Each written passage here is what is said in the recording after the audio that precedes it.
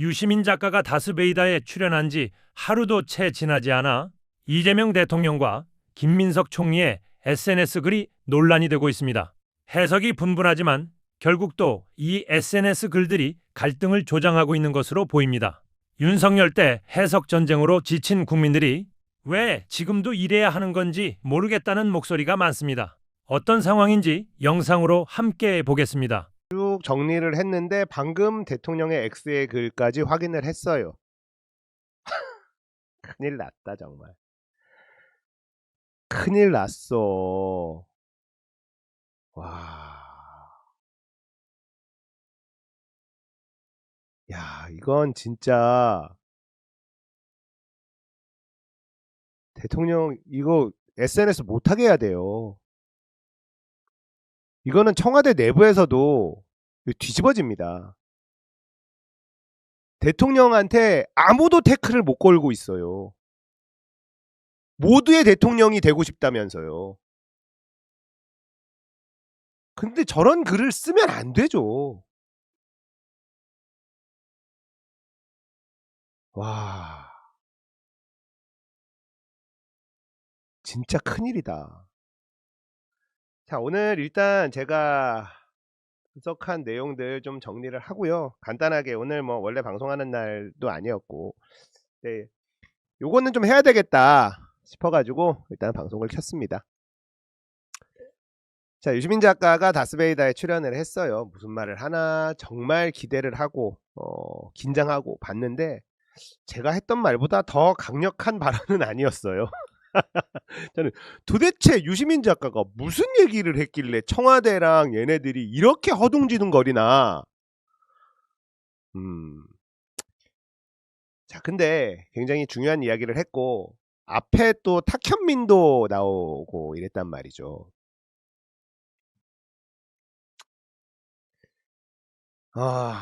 저희가 어제 다스베이다를 쭉 보면서 느낀 점에 대해서 이야기를 좀 해보려고 합니다. 눈물이 나더라고요. 탁현민의 이야기를 들으면서도 약간 울컥하고요. 유시민 작가 이야기를 듣고 있는데 또 눈물이 나와요. 진짜 그 이상한 여자의 말대로 갱년기 때문인가? 민주진영이 지금의 위치에 오기까지 쌓여온 그 수많은 기억들이 스쳐 지나갔습니다. IMF에 손을 벌려야 되는 상황까지 왔었고 나라가 망해버렸어요. 김대중이라는 철인 정치인이 대통령이 되는데 DJP 연합을 해서 겨우 이깁니다. 김종필이라는 사람은 독재의 잔재였어요. 그런데 김대중 대통령이 JP와 손을 잡죠. 이때 이 JP와 손을 잡지 않았으면요 선거에서 졌을 겁니다. 나라가 망했는데도요. 나라를 망하게 만든 지금의 국힘 세력은 엄청난 표를 얻었습니다. 그게 대한민국에서의 민주진영의 위치예요. 노무현을 천신만고 끝에 대통령으로 만들었죠. 노무현 대통령은요 민주당을 호남정당에서 전국정당으로 만들기 위해서 엄청 노력을 했습니다. 그리고 지금 민주당의 기반이 된 거죠. 열린우리당 과반 의석도 만들었습니다. 민주시민들이 하나로 뭉쳐서 이룬 위대한 업적이었죠. 그런데 그 업적은요 민주당 국회의원들의 권력 욕심 때문에 순식간에 사라져버립니다. 당이 쪼개지고요. 다음 총선 81석으로 폭망합니다.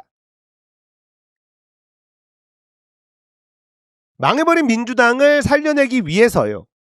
시민들은 문재인을 구원투수로 소환을 해요. 문재인 당대표 시절에 온라인 당원 가입 시스템을 구축하고요. 지금의 거대 민주당의 토대를 만듭니다. 지금의 200만 이상의 권리당원, 200만 정도 되죠. 지금 투표권이 있는 권리당원이. 이 정도의 민주당은요. 노무현 문재인으로 이어지는 역사에서 완성된 결과물입니다. 민주당은 김대중부터 노무현 문재인으로 이어져 온 역사가 있었기 때문에 현재 존재할 수 있는 겁니다. 그런데 이재명 대통령 취임 이후에 뉴 이재명이라는 놈들이 창궐하면서 노무현과 문재인의 역사를 지우려고 하고 있죠. 그런데 그 배우가 이재명 대통령이라는 생각에 도달하면서 지지율이 급락하고 있는 겁니다. 이동영이요. 흔들리는 게 무슨 코어 지지층이냐. 난 단 한 번도 흔들린 적이 없다. 내가 코어 지지층이다. 이렇게 얘기를 하더라고요. 너무 무식한 인간이죠.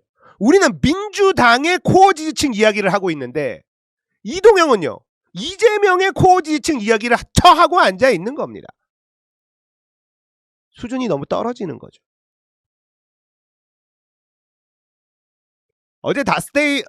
어제 다스베이다를 보고 난 이후에 드는 생각이요.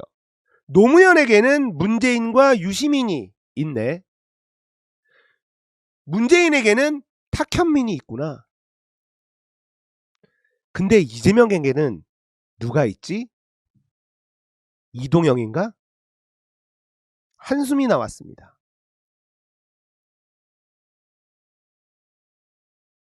유시민 작가의 발언에서 중요한 대목만 좀 분석을 해볼게요. 제일 중요한 워딩은 뭐냐? 재건축과 용역이라는 단어입니다. 자, 유시민 작가가 그래도 세게 이야기했다라고 하지만 굉장히 순화해서 이야기했다라고 봐요. 자, 이 내용은 그거였죠. 지지자들은 증축할 줄 알았어. 한층 정도 더 올리는 건 줄 알았어. 근데 이재명 대통령은 재건축을 하려고 한다. 그 과정에서 철거 전문 평론가, 용역 평론가, 촉법 평론가 이런 단어를 썼죠.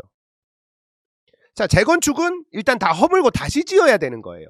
그러면 기존 입주자들 동의가 반드시 필요한데 그게 잘 안 되니까 용역을 썼다. 자, 저는 재건축이라는 단어와 용역이라는 단어에 주목하는데요. 용역이라는 말을 썼다는 건 누군가 의뢰를 했다는 거예요. 그 의뢰자가 누구냐? 바로 이재명 대통령이라는 뜻입니다. 유시민 작가는 이재명 대통령이 이 모든 일의 수장이다라는 표현 대신에 용역이라는 표현을 쓴 거다. 저는 이렇게 생각합니다. 재건축을 하는 과정에서 생기는 갈등, 그 갈등을 해결하기 위해서 동원되는 강제력들, 이게 지금 벌어지고 있는 일들을 해석하는 도구로 활용한 거죠. 그러면 재건축을 하고 싶은 회사의 회장이 누구냐? 이재명 대통령이라는 뜻이에요. 철거 전문 평론가들을 동원하고 이걸로 부족하니까 용역 평론가들이 동원되고 용역 평론가들을 동원하는 과정에 촉법 평론가들도 등장을 하더라. 평론가로서 그 사람에 대한 생각이나 지식이나 이런 걸 물어보기도 창피한 인간들도 평론가랍시고 등장을 하더라. 요즘에 방송 보시잖아요. 그 진보 언론들 유튜버들 있죠. 한국일보 진보 언론이 뭐 오마이뉴스나 한국일보나 이런 데 보면 오윤회 밑에 뭐라고 달린 줄 알아요? 평론가 오윤회라고 자막 처리를 해줍니다. 오윤회가 평론가가 됐어요, 이미.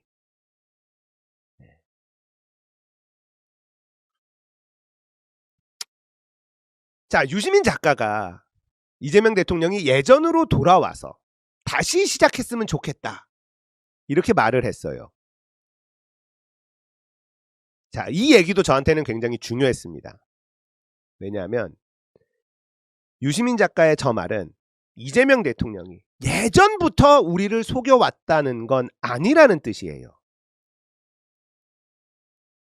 자, 제가 이 일련의 사건들을 계속 생각하면서 어딘가에서는 턱턱 걸리는 지점들이 있었단 말이에요. 굉장히 머리가 아팠던 지점이 뭐냐? 이재명이라는 사람이 그 오랜 시간 우리를 다 속여온 건가? 예전부터 우리가 속았다는 건가? 그 오랜 시절을 성남시장부터 내가 지켜봐 왔는데 그 오랜 세월을 우리를 모두 속일 수가 있다는 얘기인가? 그래, 나는 생각의 깊이가 짧고 보는 눈이 일천하니 나 같은 사람은 속일 수 있다 쳐. 근데 유시민, 김어준 같은 이런 사람들까지도 속일 수 있다는 건가? 그건 말이 안 되는데? 이게 제 결론이었어요. 근데 유시민 작가도 예전으로 돌아와서 다시 시작했으면 좋겠다. 이런 말을 했다는 건 예전부터 우리를 속여온 사람은 아니라는 거예요. 자, 그리고 제가 지금 내린 결론은요. 이재명이라는 정치인은 대통령이 되고 난 뒤 뭔가 심적 변화가 있었고 그래서 지금 이런 일들이 벌어지고 있다는 겁니다. 뭔가 문제가 생긴 거다. 저는 이렇게 판단하고 있는데요. 지금 유시민 작가가 얘기했던 촉법 어떤 유튜버들이나 어용 뭐 이런 어떤 평론가들, 이분들이 정말 문재인 대통령을 악마화해서 남을 게 뭐가 있는지 저는 이해할 수가 없어요. 기존에 있던 친노 친문의 지지자들을 배제하고 새로운 뉴 이재명이라는 사람들이 이 자리를 채울 수 있을 것 같다? 천만의 말씀이라고 제가 계속 강조하잖아요. 여러분들이 보시면 아까 유시민 작가나 김어준 총수가 제대로 잘 지적을 하더라고요. 당 지지율은 상승하는 원인, 당 지지율이 상승을 하는데 대통령 지지율이 여러분들 깎여요. 이거는 코어 지지층이 이탈했다라고 밖에 볼 수 없는 것이죠. 원래 대통령이 정책적으로 실책을 하거나 민주당이 어떤 국힘당과의 어떤 싸움에서 굉장히 오만함을 보였다 그러면 당과 대통령의 지지가 같이 빠지는 거예요. 그럼 왜 당 지지율이 상승한다는 것은 여러분들 어떤 의미로 봐야 되나? 지금 민주당의 정당 지지율이 상승한다는 것은 코어 지지층들이 집결하고 있는 거예요. 그건 뭐죠? 대통령에게는 미움이 있지만, 대통령에게는 서운하지만 민주당만은 지켜야 되겠다. 이제 좀 이해가 가시죠? 대통령은 저렇게 우리 민주 진보 진영의 어떤 기둥같이 진짜 두드러 맞을 때 맞고 윤석열을 탄핵하고 박근혜를 탄핵했던 이 지지층들을 소원하게 하고 서운하게 하더라도 대통령이 마음에 안 들어도 민주당은 포기할 수 없기 때문에 지지층들이 더 지금 규합을 해서 당 지지율이 올라가는 거예요. 근데 대통령의 지지율이, 여러분들 민주당의 지지율이 올라가면 대통령의 지지율은 원래 동반 상승을 해야 되는 거예요. 그렇죠? 그리고 대통령의 지지율이 떨어지면 당 지지율도 사실 같이 하락을 해야 돼요. 근데 어떤 현상이 벌어지죠? 당 지지율은 소폭 하락하거나 소폭 상승을 하는데 대통령의 지지율은 연속 4주 떨어진다는 건 뭐죠? 대통령에게 실망하면서 사람들은 정신을 차린 거예요. 이러다 민주당이 망가지겠다. 이러다가 민주당이 망가지겠다라고 생각하니까 민주당 위주로 직결을 한 거예요.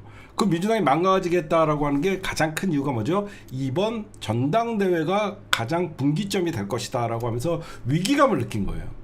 이렇게 나가다가는 정말 족보도 없는 민주당이 돼버리겠다. 저는 이게 여러분들에게 오늘 말씀드리고 싶어요. 민주당의 전통과 가치를 중심으로 하는 똘똘 뭉친 사람들이 느닷없이 족보도 없이 어느 날 뉴 이재명이라고 설치면서 떠들고 있는 일부 광인들에 의해서 이 민주당이 과거가 싹 지워진다는 위기감, 이번에 전당대회가 바로 그 바로미터의 싸움이라고 봐요. 민주당의 전통을 중요시하는 후보가 정청래로 지금 여러분들은 보고 있고, 이재명 대통령과 호흡을 맞추면서 지금 이재명 대통령의 김민석 총리에 대한 픽, 거기에 어떤 동조하는 송영길, 요 세 명 중에 여러분들이 생각하는 게 뭐냐? 왜 지금 그러니까 당심으로 보면 안 돼요. 왜 권리당원들은 정청래를 지지하냐? 대통령을 이겨보고 싶은 거예요. 제가 이런 거 아마 유시민 작가도 이런 말씀을 하고 싶은 거예요.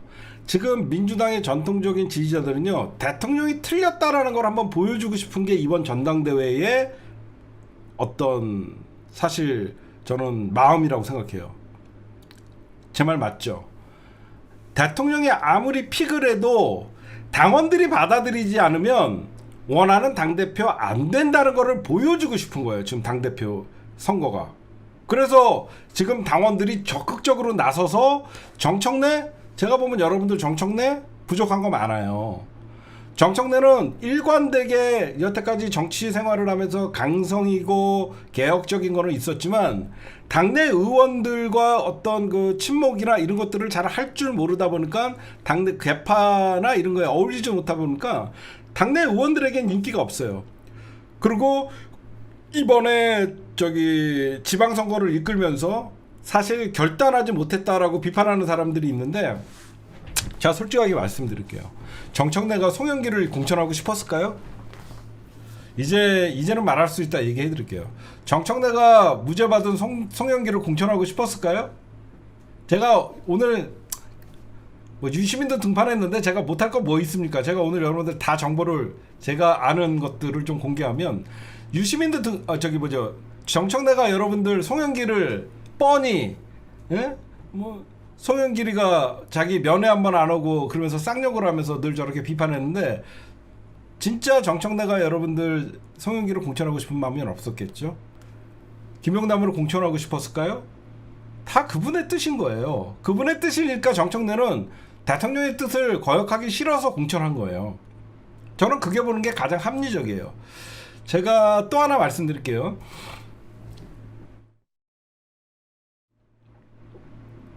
제가 여러분들에게 말씀드리고 싶은 것은 이번 전당대회 있죠. 경우의 수를 좀 알려드릴게요. 이거는 제가 그동안 민주당에 대해서 누구보다도 좀 많이 알아서 좀 말씀드리면요. 홍익표 정무수석 좀 뜬금없었죠. 이상하지 않았어요?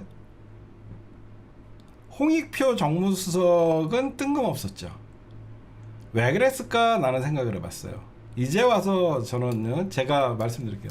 홍익표 정무수석은 저쪽 사람이 아니에요. 뉴 이재명 사람들과 가까이, 그러니까 우상호 정무수석 같은 경우에는 집권 초기니까 아무래도 민주당이 어떤 인수위원회도 없고 정권을 인수해야 되니까 당내 규합이나 이런 것들에 대해서 리더십이 좀 있는 우상호가 운동권에 마천 역할을 하면서 정무수석을 해서 여야를 어떤 왔다 갔다 하면서 우상호가 필요했죠.